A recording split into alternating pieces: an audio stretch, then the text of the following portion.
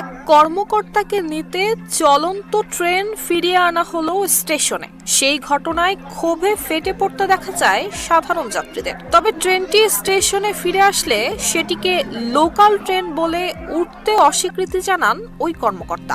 এতে যাত্রীরা আরও ক্ষিপ্ত হয়ে উঠলে সেই ট্রেনেই উঠতে বাধ্য হন তিনি।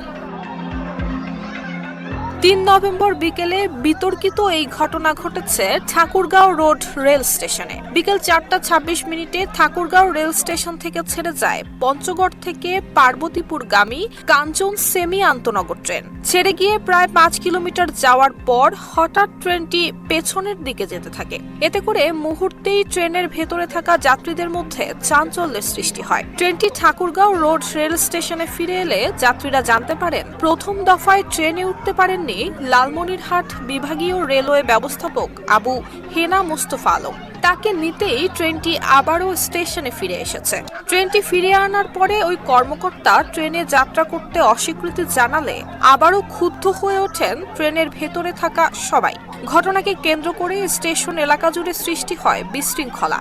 এ সময় বিক্ষোভ করতে দেখা যায় যাত্রীদের। এক পর্যায়ে জনসাধারণের রোষানলে পড়ে সেই ট্রেনেই যাত্রা করেন এই কর্মকর্তা।